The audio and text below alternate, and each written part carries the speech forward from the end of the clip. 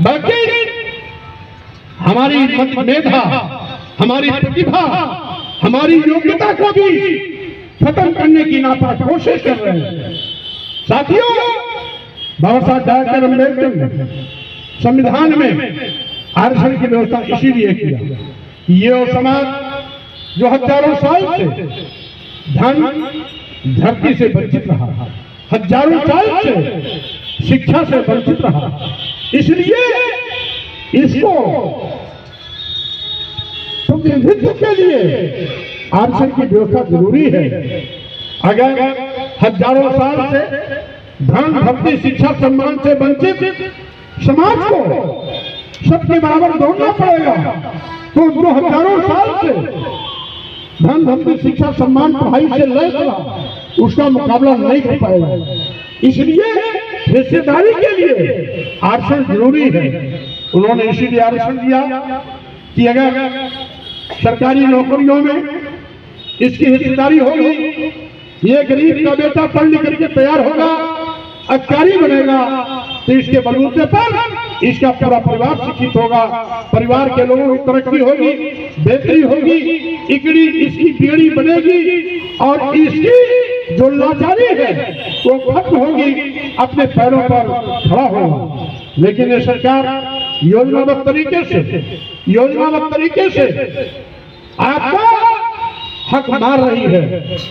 हमारे भी कुछ ऐसे सीधे साधे लोग हैं जो और बेटियों का हक जा रहा है, आरक्षण खत्म हो रहा है, उसकी चिंता नहीं है, उनको चिंता है हिंदुत्व होने का। मैं कहना चाहता हूं, हिंदुत्व तो छलावा है। साथियों, हम तो सबका विकास चाहते हैं। हमारा भारतीय संविधान सबको बराबर समझता है। हमारे भारतीय संविधान में हिंदू, मुसलमान, सिख, ईसाई, पारसी जो भी भारत के हैं वो सब समान हैं, वो सब बराबर हैं। लेकिन मनु की व्यवस्था में एक ऊंच है और सभी नीच है।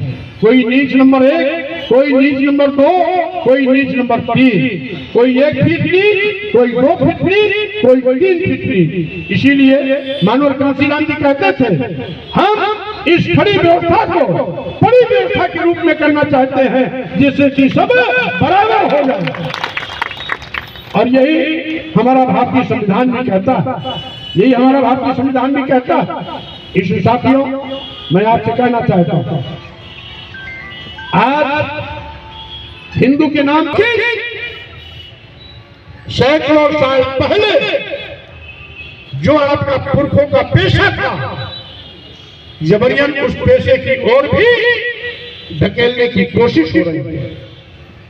यही नहीं, आपको हिंदू मुसलमान करके मुसलमानों से लाने की साजिश भी की जा रही है। आप सोचना, साथियों, इस देश का मुसलमान बाहर से नहीं आया है। यहां पर जाति व्यवस्था से त्रस्त होकर अपने सम्मान स्वाभिमान के लिए जिन दलितों, आदिवासियों, पिछड़ों ने कभी इस्लाम धर्म कबूल किया था, यहाँ का मुसलमान पहले का आदिवासी है, दलित है, पिछड़ा है, अपने सम्मान के लिए इस्लाम धर्म कबूल किया, मुसलमान हो गए। यहाँ का आदिवासी, दलित, पिछड़ा जो ईसाई धर्म कबूल कर लिया वो ईसाई हो गया। लेकिन ईसाई के पहले वो क्या था? दलित था, आदिवासी था, पिछड़ा था। मुसलमान के पहले वो क्या था? दलित था, आदिवासी था, पिछड़ा था। आज यहाँ पर बड़े पैमाने पर जो मुस्लिम समाज के लोग हैं वो हमारे भाई हैं, हमारे साथी हैं। हम सबको मिलकर के एक साथ खड़ा होना पड़ेगा। हिंदू मुसलमान के नाम पर देश को बांटने वाले लोगों से सावधान रहना होगा। ये हमारे सामने विद्यार्थी रामचंद्र जी की, शहीद रामचंद्र विद्यार्थी जी की सामने प्रतिमा है, उनके सामने हम यहाँ पर बोल रहे हैं। इन लोगों ने शहादत दी देश की एकता के लिए, देश की एकता के लिए, देश की मजबूती के लिए, देश को मजबूत बनाने के लिए। और सत्ता में बैठे हुए लोग क्या कर रहे हैं? देश को तोड़ने की राजनीति कर रहे हैं। देश को बांटने की कोशिश कर रहे हैं। साथियों, आप जानते हो इस देश की आजादी के लिए सरदार भगत सिंह ने फांसी के तख्ते को चूमा, राम प्रसाद बिस्मिल, रोशन सिंह ने फांसी के तख्ते को चूमा, तो उन्हीं के बगल में खड़े होकर के अशफाकुल्लाह खान ने भी फांसी के तख्ते को चूमा। अगर साथियों आप यहाँ पर शहीद रामचंद्र विद्यार्थी ने शहादत दी, तो देश के हर जिले में, हर कोने कोने पर आदिवासियों, दलितों और पिछड़ों ने अपनी शहादत दी, जिंदगी पूरी जेल में बिताई, अंग्रेजों की यातनाएं सही, लेकिन राष्ट्र की मजबूती के लिए उन्होंने घुटना नहीं टेका। सत्ता में बैठे हुए भेड़िए आज हिंदू मुसलमानों की खून पर देश को बांटने की कोशिश कर रहे हैं। कुछ ऐसे लोग हिंदू राष्ट्र की बात करते हैं। आप जानते हो हमारा देश आजाद है इन्हीं अमरवीर सपूतों के चलते, इन्हीं शहीदों की बदौलत हमें देश की आजादी मिली। और इस देश की आजादी में मुसलमानों का भी योगदान था, आदिवासियों का भी योगदान था, दलितों का भी योगदान था, पिछड़ों का भी योगदान था, और साथ ही साथ इनके योगदान को दफनाया जा रहा है। जो लोग इन शहीदों के पीछे थे उनको हीरो बनाया जा रहा है। जो अगुवाई कर रहे थे, वाकई में शहादत दिया, उनको इतिहास के पन्नों से गायब किया जा रहा है। सावधान रहने की आवश्यकता है। आज मैं ये कहना चाहता हूं, हिंदू मुसलमान केवल हमारे आंख में धूल झोंकने का एक अतिक्रम है। हम हिंदू मुसलमान के नाम पर अपने बेटे बेटी का खत्म हो रहा आरक्षण पर चर्चा न करें, सरकारी नौकरियां खत्म हो रही हैं उस पर चर्चा न करें, महंगाई से लोगों को जीना हराम हो गया, महंगाई पर बहस न हो, किसानों के साथ हकतलफी हो रही है, छुट्टा जानवर किसानों की फसल चौपट कर दे रहे हैं, इस पर बहस न हो, शिक्षा महंगी की जा रही है, इस पर बहस न हो। इसीलिए हिंदू मुसलमान के मकर जाल में फंसाकर आपको अंधेरे में रखा जा रहा है। सावधान रहने की आवश्यकता है। आज कहीं संभल का मुद्दा उठाया जाता है, कहीं अजमेर का मामला उठाया जाता है, तो कहीं पर बदायूं का मामला उठाया जाता है। कुछ दिन पहले भी बहराइच चला था। ये कौन से लोग हैं?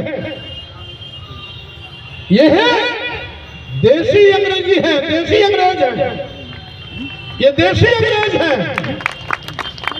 बाबा साहब डॉक्टर अम्बेडकर कहते थे हमें तो दोहरी गुलामी झेलनी पड़ रही है, एक तो अंग्रेजों की गुलामी और दूसरा यहाँ के बड़े बड़े सामंत तालुकेदार ब्राह्मणी व्यवस्था की गुलामी। दोनों गुलामी से आपको मुक्ति मिली है, लेकिन सत्ता में बैठे लुटेरे इस आजादी को फिर से खतरे में डालने की कोशिश कर रहे हैं। आप जानते हैं, इतिहास पढ़ने वाले लोग जान लें, इसके पहले एक बार देश का बंटवारा हो चुका था। भारत पाकिस्तान और पूर्वी पाकिस्तान बना था। पूर्वी पाकिस्तान बांग्लादेश हो गया। ये किसकी मांग पर बना था? हिंदू महासभा की मांग पर। हिंदू महासभा ने द्विराष्ट्र की अवधारणा की मांग की थी 1923 में। 1939 से लेकर के 1943 तक वीर सावरकर हिंदू महासभा के राष्ट्रीय अध्यक्ष थे। उन्होंने अपनी टाइम पर द्विराष्ट्र की अवधारणा पर देश के बंटवारे की मांग बड़ी मजबूती से उठाई। उसी के 2 साल बाद देश आजाद हुआ। साथियों, हिंदू महासभा की अड़ियल के नाते देश का बंटवारा हुआ और देश के बंटवारे का इल्जाम किस पर लगा? मोहम्मद जिन्ना पर लगा। इतिहास के जानकार जो होंगे वो जानते होंगे, देश के बंटवारे का पाप का भागीदार जिन्ना नहीं, हिंदू महासभा था।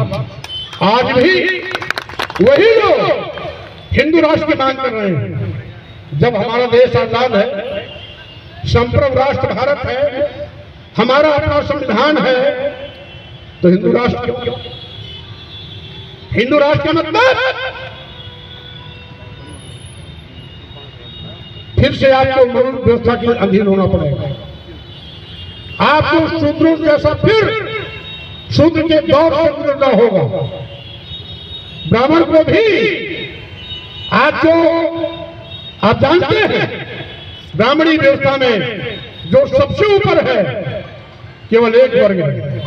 क्षत्रिय भी 2 दर्जे का, वैश्य भी 3 दर्जे का, शूद्र भी 4 दर्जे का। यानी संविधान में तो सब बराबर, लेकिन मनु की व्यवस्था में एक ऊंच और सभी नीच। इसलिए हिंदू राष्ट्र की मांग के माध्यम से ये फिर से हमें गुलाम बनाना चाहते हैं, मनु की व्यवस्था लागू करना चाहते हैं, भारतीय संविधान खत्म करना चाहते हैं। इससे आपको सावधान रहने की आवश्यकता है। विशेष रूप से पिछड़े वर्ग के लोग, उनको हिंदू बनने का दौरा ज्यादा पड़ता है। सबसे ज्यादा दौरा हमारे पिछड़े वर्ग के लोगों को होता है। उसमें प्रजापति समाज भी है, चौरसिया समाज भी है, कुशवाहा मौर्य समाज भी है, यानी यादव समाज भी है। जितनी पिछड़े समाज की जातियां, ये सबसे बड़े हिंदू बनते हैं। लेकिन हिंदू के नाम पर मिलता क्या है? अपमान, आरक्षण खत्म, बेटे बेटे की नौकरियां खत्म, शिक्षा से वंचित करने का तिकड़म, शिक्षा महंगी कर देना, और साथ ही साथ आज फिर से साथियों आपको मनु व्यवस्था से संचालित करने की कोशिश की जा रही है। अगर मनु का संविधान लग गया तो आप जानते हो मनुस्मृति में लिखा हुआ है, शूद्रम तुकारे दास्यम कृतम अकृतम वा दास्यैव तु जन्मना ब्राह्मणम तु स्वयं हुआ। यानी मनुस्मृति में लिखा है, अगर शूद्र को केवल गुलामी करनी है, चाहे बेगारी में करे, चाहे कुछ छदाम लेके करे, क्योंकि वो गुलामी करने के लिए पैदा हुआ है। ये कौन व्यवस्था लिखता है? मनु महाराज ने मनुस्मृति में लिखा है।